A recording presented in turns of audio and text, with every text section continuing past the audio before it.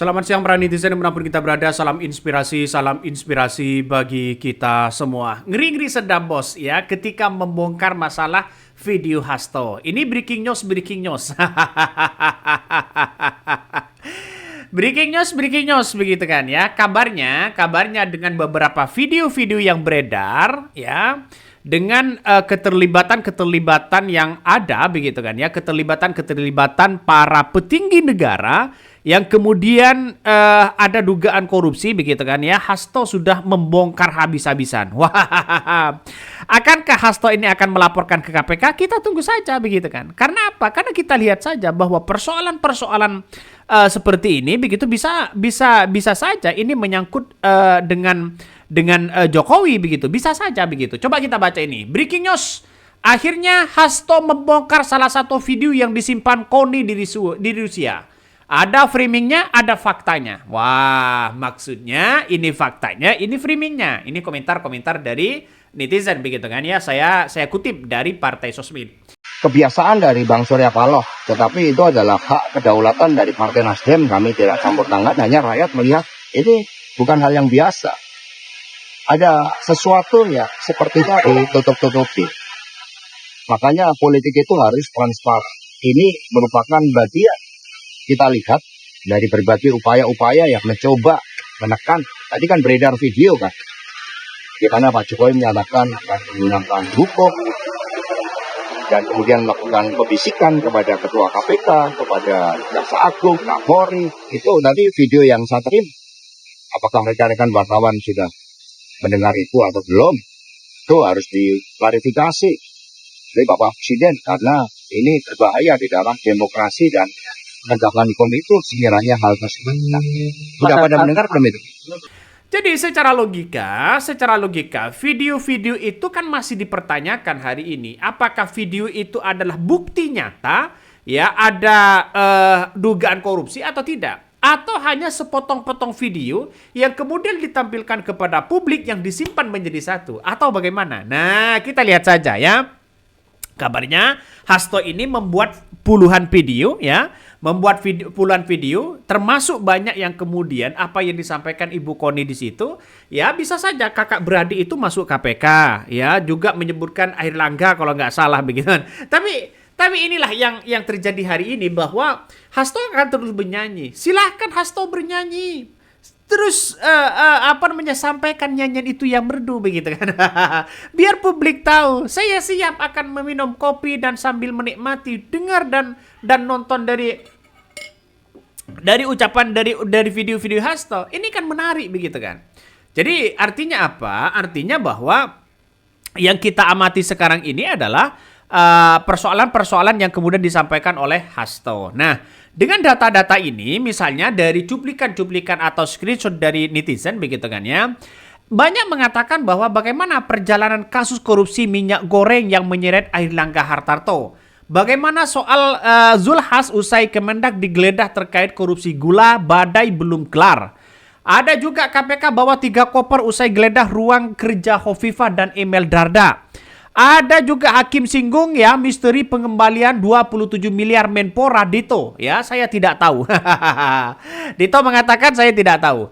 Nah, inilah yang kemudian apakah benar dengan nuansa-nuansa seperti ini begitu kan ya, yang kemudian harus ditampilkan kepada publik. Oh. ini ngeri-ngeri sedap begitu kan ya.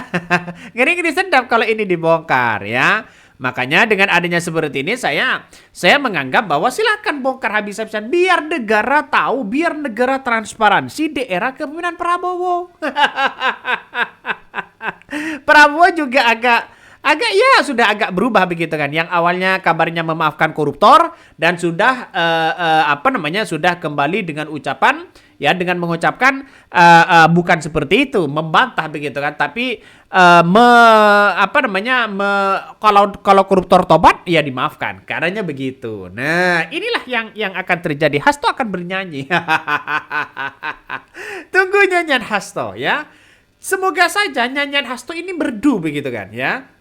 Sehingga ibarat musik koplo begitu kan ya, yang sekarang ini begitu, ibarat ini apa namanya, penyanyi baru.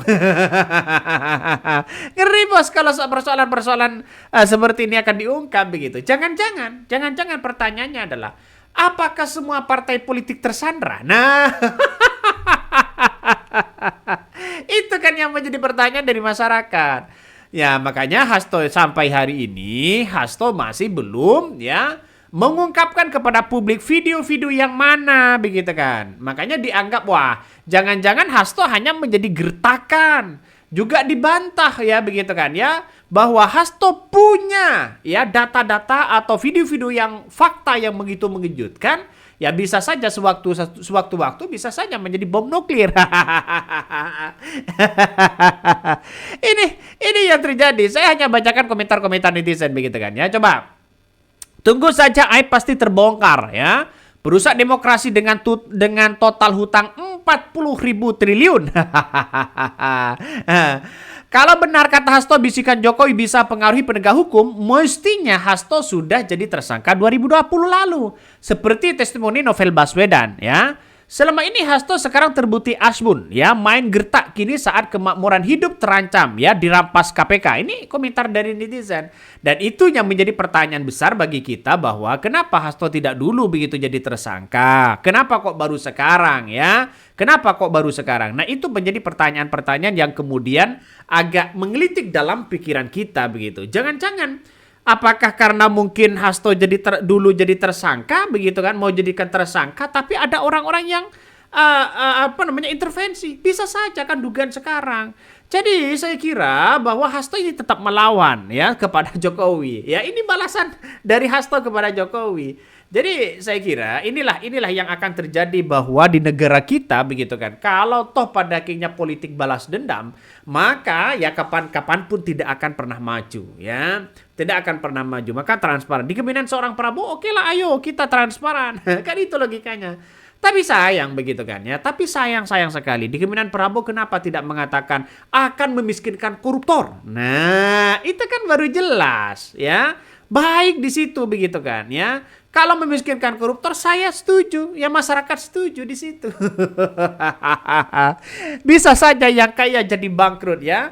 Pendapatan negara semakin banyak. Itu salah satunya begitu. Bukan denda. Masa masa kalau ada yang koruptor ada denda damai? Nggak usah lah begitu kan. Kalau korupsi ya denda damai, nggak usah lah seperti itu. Mending ya perampasan aset itu lebih efektif. Kalau misalnya si A, partai si A ada korupsi, miskinkan aja mereka begitu kan ya. Itu sebagai penambah pendapatan negara nantinya. Kan itu kan semuanya masuk kepada negara. Jadi kalau misalnya kerugian negara 3.000 triliun, 200 triliun misalnya, 200 triliun atau 300 triliun, ya rampas asetnya semua, rumah-rumahnya, miskinkan mereka. Jangan dihukum, miskinkan aja. Itu aja begitu kan. Lalu kemudian kalau sudah dimiskinkan, ya itu kan menambah pendapatan negara, ya. Kalau mau dihukum silakan dihukum begitu kan. Jadi artinya apa? Artinya dengan hal-hal kayak begituan, kalau Prabowo ingin punya rasa hati ya dan belas kasihan kepada para koruptor dan memaafkan koruptor, jalan satu-satunya adalah miskinkan mereka tapi jangan dihukum. Ya, kalau mau masih melawan ya dihukum. Itu kan plus minusnya di situ. Gampang kan begitu kan? Tergantung dari pemimpinnya. Ya karena budaya-budaya seperti ini sering diwarisi begitu kan ya. Jokowi mewarisi ini, mewarisi itu dan sebagainya. Sehingga ya ekonomi kita di Indonesia saat ini cobalah ya lihat begitu kan ya. Apa-apa mahal, apalagi ada penolakan PPN 12%. Yang sekarang ini sering terjadi ya begitu kan ya.